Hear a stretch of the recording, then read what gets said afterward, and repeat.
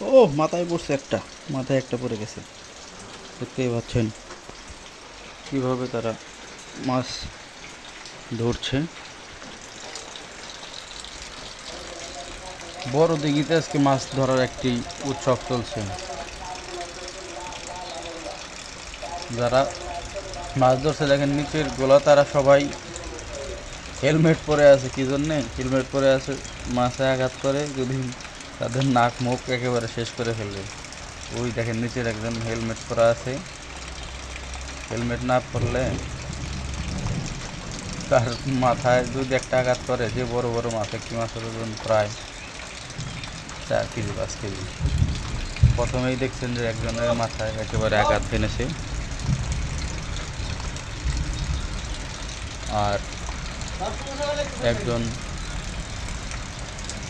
ও দেখতে পাচ্ছেন খুব ভালো লাগতেছে এগুলা। সবাইকে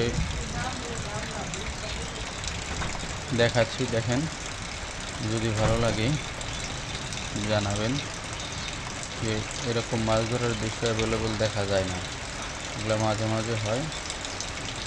এগুলো বেড় জাল দিয়ে বেড় দেওয়া হয়, মাসে একবার করে বা 2-3 মাস পর পর বেড় দেওয়া হয়। মাছগুলো কীভাবে লাফাচ্ছে,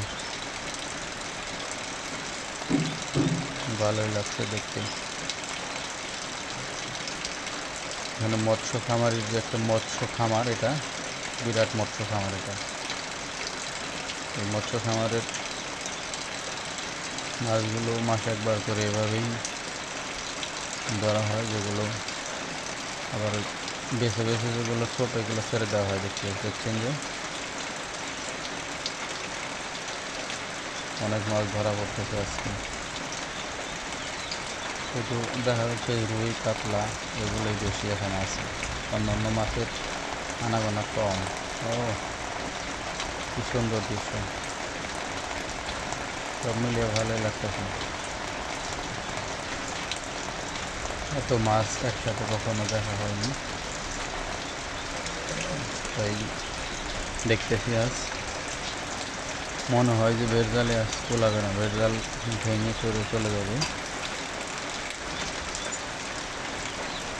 তাদের জালগুলো এভাবে শক্ত করে বাঁধা হয়েছে যেন এত মাছ একসাথে লোড নেয়, এরকম জাল এখানে তৈরি করেছে।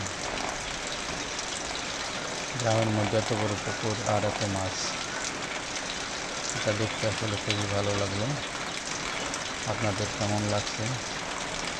যদি আপনাদের ভালো লেগে থাকে বিষয়গুলো জানাবেন। দেখেন বড় বড় মাছগুলো বাছাই করে সেগুলো বাজারজাত করার জন্য বস্তাবন্দি করা হচ্ছে।